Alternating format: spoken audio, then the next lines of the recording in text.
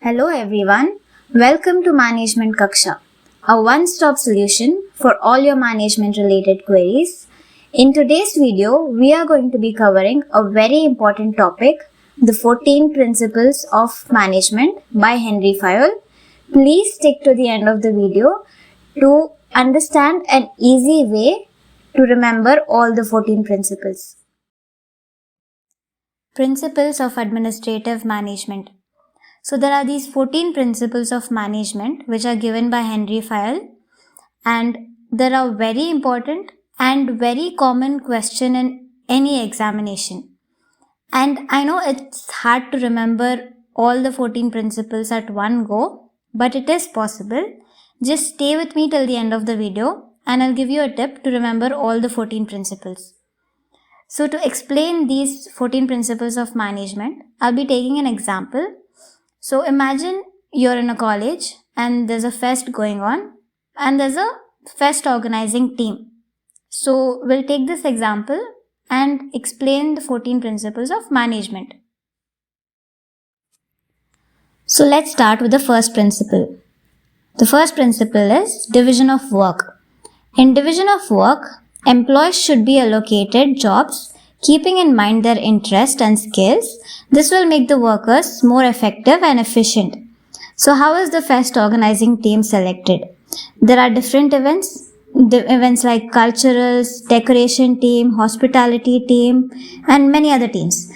So these events in the fest require different set of individuals to organize these events. Now, everybody cannot be a part of the cultural team or everybody cannot be a part of the hosting team.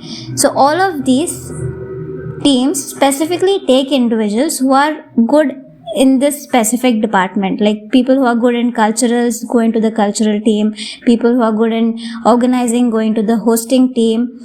So even in an organization, the workers should be selected or given tasks based on their interest and skills. So this makes the output more effective and efficient. The second principle is authority.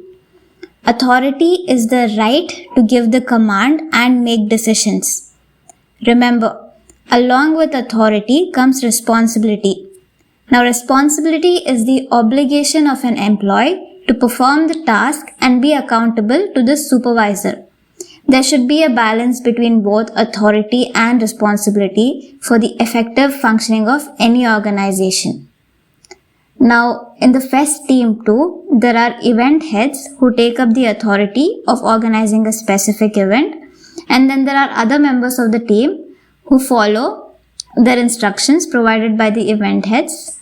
So over here, the event heads are taking up the authority of organizing the event, and the rest of the team members, by following their instructions, are completing their responsibility or obligation. The position of authority is required in any organization as it provides a clear sense of direction of work and objective to be achieved. If there is no leader in the organization, if there is no position of authority, then there will be total chaos. The third principle is discipline. An employee should be obedient and respectful to the authority and the established rules and regulations of the organization. Now this goes without saying. It's not just that if you're in an organization or if you're in college that you have to be disciplined. Every individual has to have a sense of discipline in whatever work they do to accomplish the given targets or the objectives successfully. The fourth principle is unity of command. An employee must get orders from only one immediate supervisor and should be accountable to him only. This will clear confusions and make the employees loyal. So in the example of the college fest, the team members are reporting to the event head, and the event head will in turn report to the higher authorities like the teachers, and the teachers will in turn report to their higher authorities, which would be the principal of the college or any other head of the college. So this means to say that there is a clear line of direction of who should give the command and whom it should be reported to. This makes it easy for the employee to follow directions rather than taking directions from anybody and everybody in the organization. The fifth principle is unity of direction. In unity of direction, it is suggested that in one department, the division should get instruction from one head only. This helps in coordinating the group to attain a single goal. Yes, there is a lot of similarity between unity of command and unity of direction. The difference, however, is that in unity of command, it suggests that the employee must get orders from one supervisor only, and in unity of direction, it is suggested that the different departments in the organization should stay separate from one another, and the direction and commands for every different organization must be given separately by the different department heads. So there should be no confusion.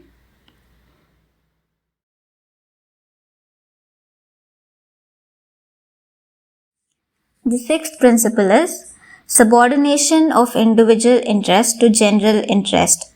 So before understanding this line, let us understand the two types of interest in an organization. The first one is the individual interest. The individual interest can be the interest of individuals in their career, in their growth. The second is the organizational interest. The organizational interests are the goals and objectives of the organization. So this principle suggests that there must be harmony between these two interests for the effective or for a successful organization. So this principle focuses more on the organizational interest. So the belief is that if the organizational interest or the bigger interest is fulfilled, then the employee interest or the individual interest also will be fulfilled. The seventh principle is remuneration. There must be monetary as well as non-monetary remuneration given to the employees based on their performance level. Fayol focused more on providing the non-monetary remuneration, which he believed would create a bonding between the employee and the organization. Remuneration is one of the important parts of a job, and it has to be fulfilled for an employee to satisfactorily continue working in the organization. If you remember the scientific management theory, over there the focus was just on the piece rate system, wherein the workers got the compensation based on how much work they did. In the administrative management theory, Fayol is focusing more on the non-monetary remuneration so that the employees stay satisfied in the organization. Non-monetary remuneration includes anything from rewards or recognition, health insurances, tuition fees, time offs, any benefit which are designed to address a specific need and which is often provided in the non-cash form. The eighth principle is centralization. There should be delegation of power to the subordinates, but the power to make important decisions in the organization should remain with the top management only. So as we spoke about in unity of command and direction, the employee should report to the immediate supervisor, and the authority to make decision for a specific division is given to one head only. But there also should be centralization of authority, which means to say that the final decision or the ultimate decision which would affect the organization as a whole is supposed to be taken only by the top management. So in a college fest, the event heads will plan the event, but at the end of the day, they have to report or get approval of the college authorities to go forward with the event and conduct the fest.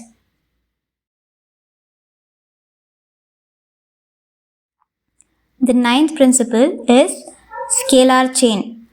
There should be a chain of superiors ranging from top level to lower level, and the flow of information or communication is from top to bottom through a chain of authority. This suggests that the hierarchy is present in the organization and there are different levels of management, the top level, middle level, and the lower level, and the flow of information and command is always from the top level to the lower level. The 10th principle is order. This states that every material in the management should be given a proper place in the organization, and the right man for the right job is essential for the smooth running of an organization. So the management must identify tasks and put them in proper order. This principle basically suggests that there has to be a decorum which has to be maintained right from selecting the right person for the right job, or even placing the materials and machines in the right order for the work to be performed smoothly and efficiently. The 11th principle is equity. This principle implies that all the members of the organization should be treated equally. There should prevail an environment of kindness and justice. So you might think that if there is unity of command, unity of direction, scalar chain, how can equity be prevailed? All these principles are specified so that there has to be a proper flow of direction, proper flow of command, and the delegation of process is smooth. But this doesn't mean that special or different treatment is given to the top level management and different treatment is given to the lower level management. When it comes to matters of treating employees fairly, it has to be applied across all levels of management, and there should be no bias conducted. The 12th principle is stability of tenure. An employee can work to the fullest if they have a secure job. If they feel that a job is secure, the employees will work satisfactorily. So the employee must be provided with job security, which will help them be efficient. This will also benefit the organization as it lowers labor turnover and reduces the cost of recruiting and training new employees. The 13th principle is initiative. An initiative is the level of freedom that an organization should provide to the employee to carry out plans without forcing them or ordering them.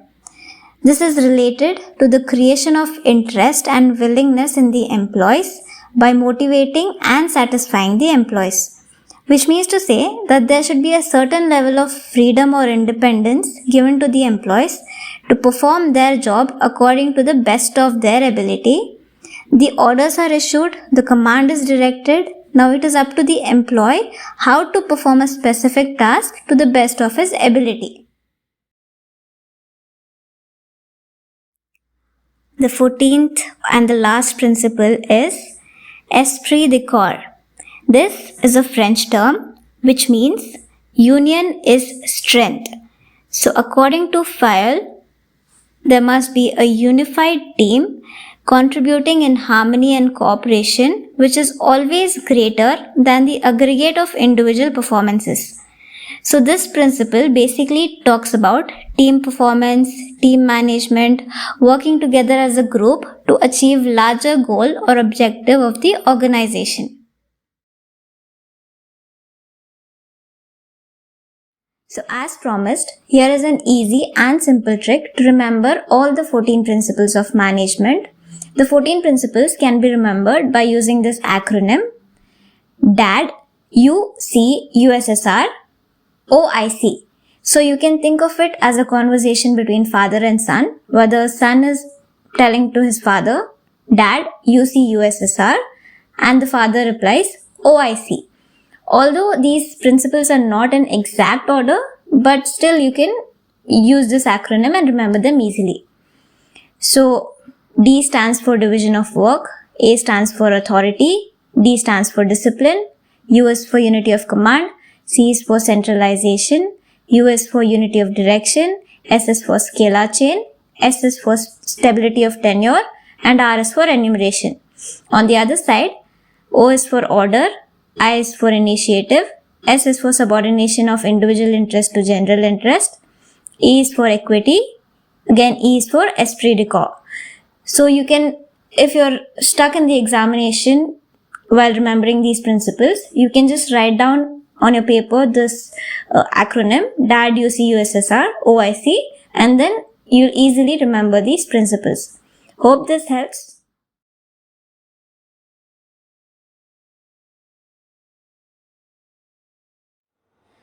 Don't forget to subscribe, like, and share to Management Kaksha.